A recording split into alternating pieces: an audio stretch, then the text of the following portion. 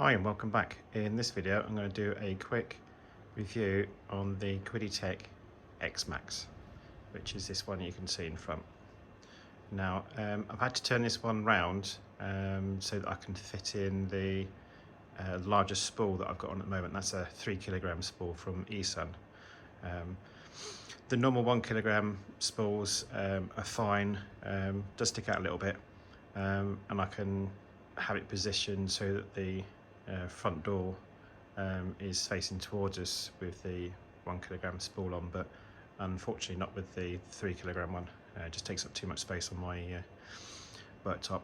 So we'll just have a wander around to the front. And this one's just finished doing the print a little while ago, hence why it's still on. So inside, you've got the 300 by 250 by 250 bill plate, so you can get fairly decent prints on there. You've also got space for a spool to go. This is for your high temperature ones like nylon, etc. That can go on there.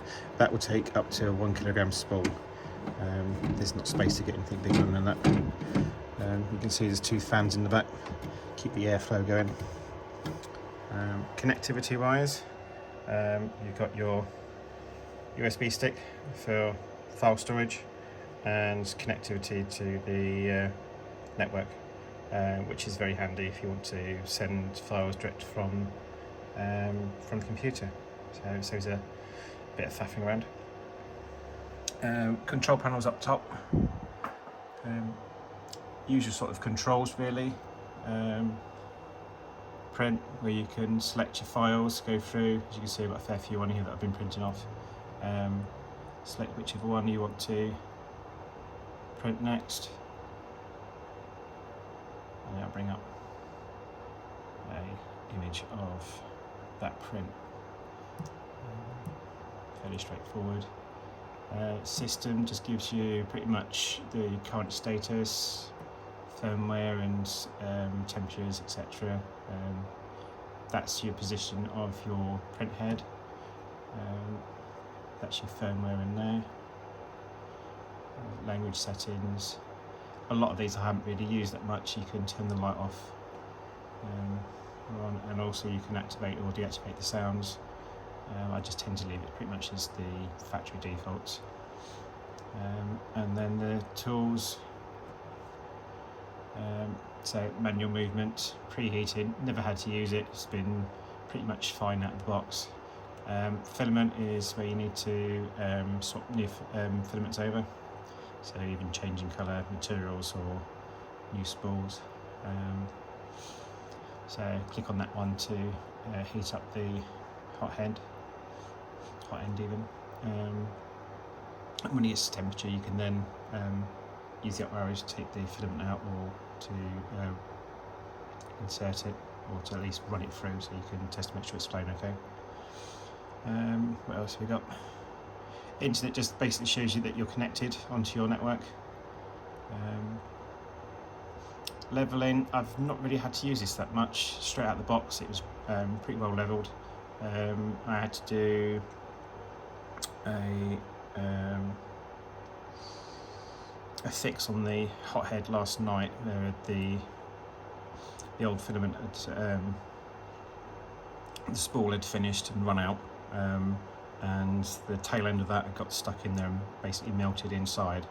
So I had to strip that down. I've put a video up, so if you want to have a look at that, it's available at the moment. And if you do that, then it's a good idea to re-level. It's fairly straightforward. Just do the fast leveling. You get a special, I would call it piece of paper. It's not really a piece of paper, it's a piece of plastic for leveling. I'll just move the camera around, I can show you. Which is this piece here. Don't do what I did, which was to use it when the hothead is hot, because it will actually melt it. So you need to wait for the printer to cool down, and then you can use that for leveling. and that will get it at the right height for you. So go back.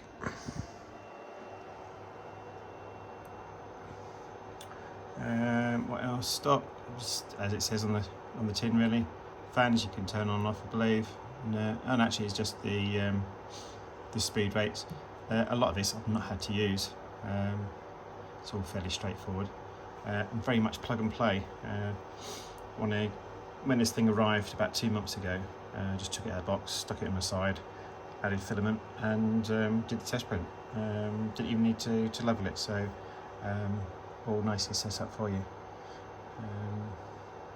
Trying to think of any issues that I've had with it. One was some of the prints weren't sticking onto here. Like I said, I've had this for about 2 months and I've only just had to replace this. You do get two. Eventually what happens is it's got like a textured finish to it, and that will smoothen. Is that a correct word? Do I use saying it? Basically, the texture will go and it just becomes smooth. And then you'll find that your prints will start curling up on one edge. I've got some somewhere that I can show you. Hang on a second. So these are some that didn't come off particularly well. You can see on there it's starting to come away.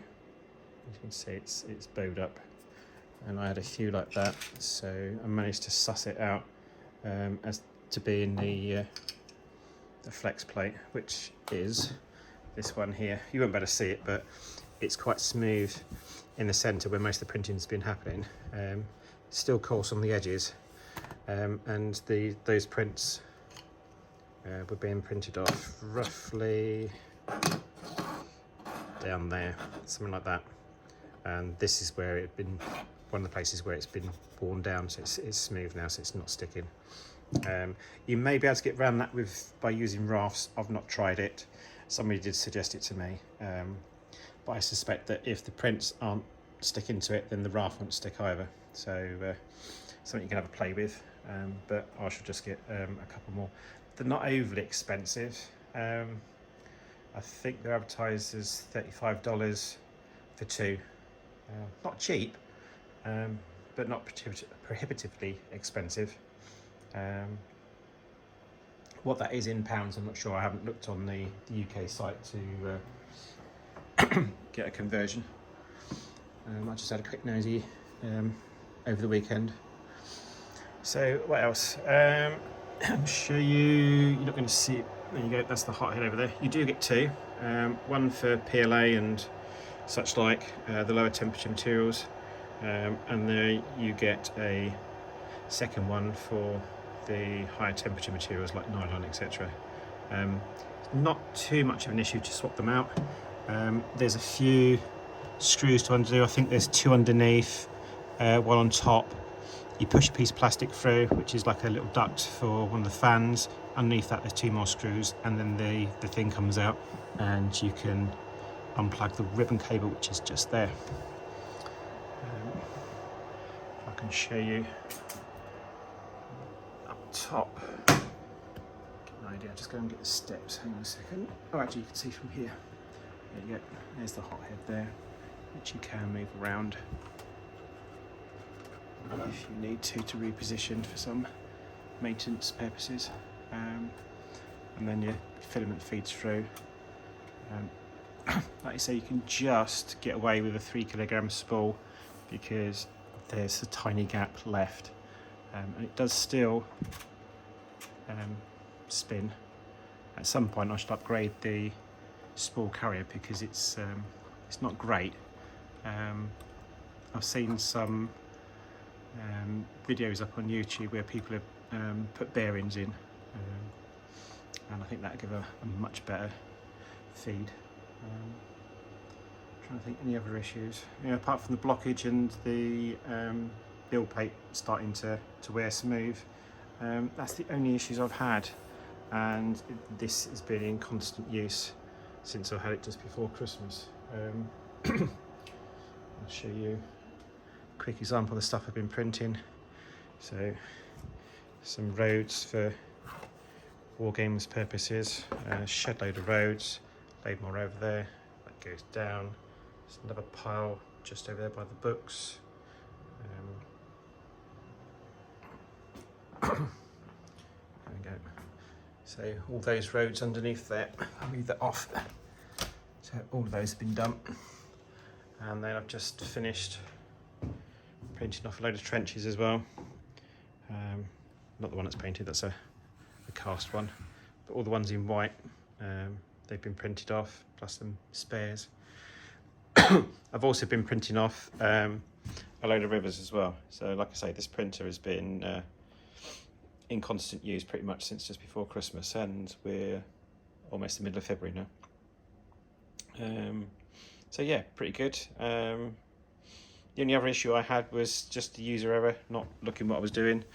I printed these ones off and somehow I managed to set the infill on the software to 0, so it's not great. It's I mean, you could paint them up still and use them, but there's very little strength to them, and you can press them and they creak and all sorts. So these ones are probably going to be consigned to the bin.